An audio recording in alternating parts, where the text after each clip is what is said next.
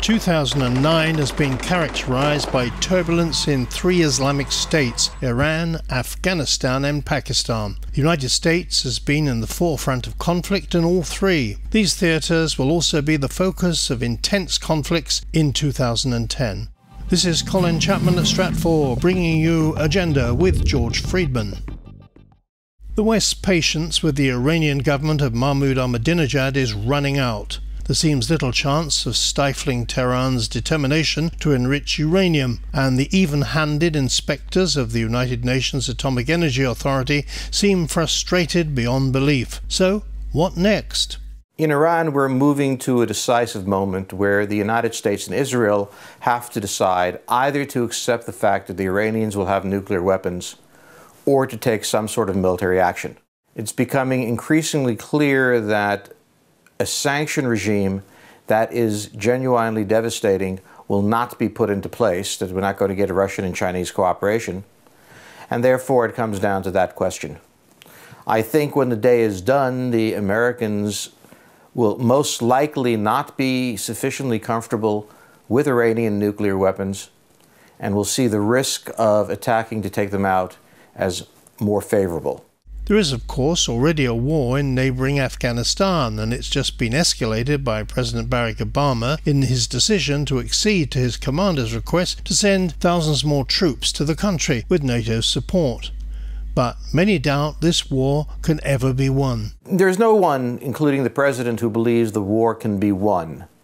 What the United States is trying to do is to create enough space and security so that the Afghan government can create its own military force and its own police force. The problem is that the Afghan government itself is not particularly stable and effective, and the problem is that as you build a military force in Afghanistan, it will be filled with Taliban operatives and supporters, so it won't be very secure. I suspect that the real purpose of this entire operation by Obama is as much political and diplomatic as it is strategic. He's made it clear that after a certain point the United States will leave.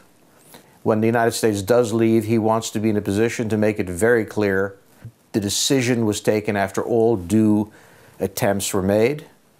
He's going to do that over the next couple of years, but I think this will in the end at best in a negotiated settlement with the Taliban, and at worst with an American retreat.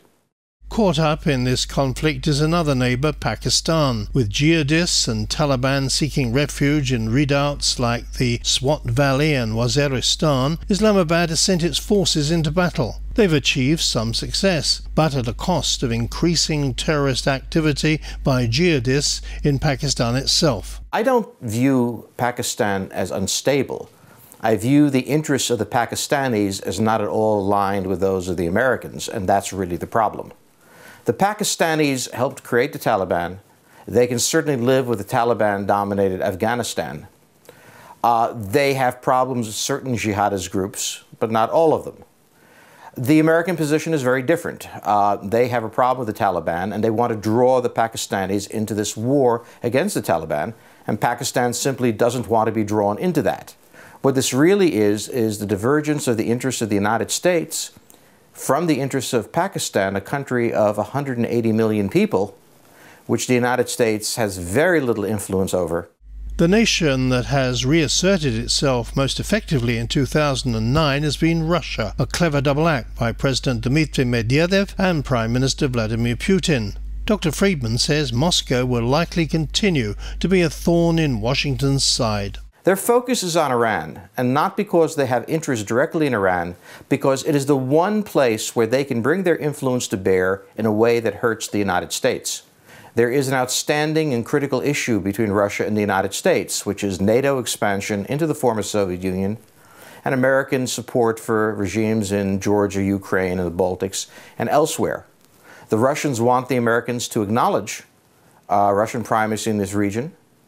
The Americans are not prepared to do it, and the Russians use Iran as a very painful lever against American actions in Russia. Thanks very much for joining Stratfor's videocast this year. All of us in the video team wish you a happy and prosperous new year.